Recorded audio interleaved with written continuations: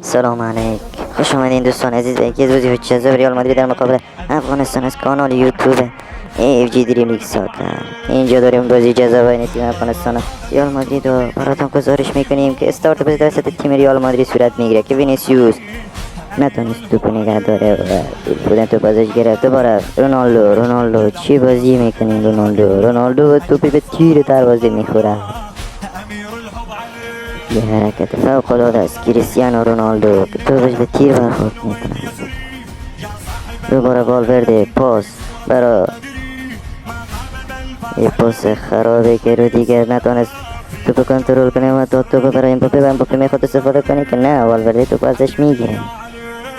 اینجا امباپه، خود امباپه، دوباره امباپه ببینیم که پاس میده یا خودش رو به جلو حرکت میکنه که پنالتی رو دیگر بالاش خطا میکنه.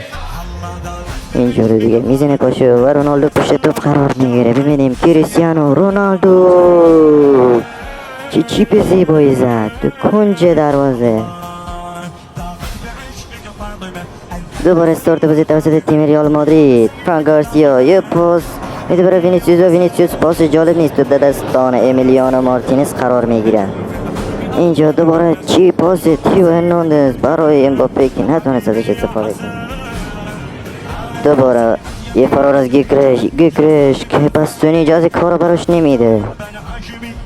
دوباره امباپه، خود امباپه که نتونست توپ کنترل کنه. دوباره پاس برای دیگری پاس میخواد به گیکرش بده که اجازه کارو نمیدن براش. امیلیانو مارتینز پاس برای اشرف حکیمی برای فیل فودن برای رونالدو توپش سرکش میکنه. پاسو میدن برای امباپه، خود امباپه چه سرعت امباپه داره، جلوتر میره و اینجا توپ نمیتونه بازیکن از پیشی رو برداره. پاس برای گیکرش میرسه و گیکرش برای محمد صلاح اجازه کارو نمیده. فوق العاده است این تیو هرناندز برای محمد صلاح. اینجا دوباره توپ دستان امباپه میخواد توپ اوتو پرتاب کنه، پرتاب برای امیلیانو مارتینز توپو میندازه. امیلیانو مارتینز برای بستونی دوباره برای تیو. دوباره استارت بازی توسط تیم افغانستان. اینجا دوباره فرار از محمد صلاح و یه ضربه سر تمام کنندگی عالی از ایرلیک هالند. چی بازیکنی از این ایرلیک هالند. دوباره استارت بازی توسط تیم ریال مادرید و اینجا میخواد یه پاس بده برای وینیسیوس که توپ رو بایی عالی از محمد صلاح چه سرعتی داره و چه سرعت پیشروی میکنه. یه پاس و گل.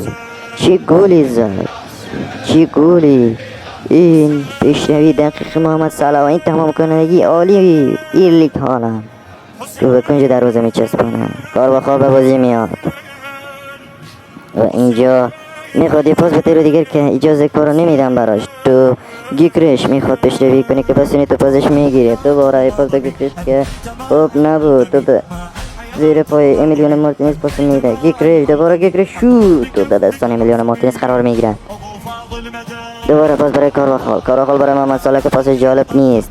دوباره توپ رو بایی از ایرلیک هالند، پاس برای محمد صلاح که ببینیم میتونی توپ بگیری ولی نه، اجازه کارو برش مهاجم حریف مدافع حریف نمیدن.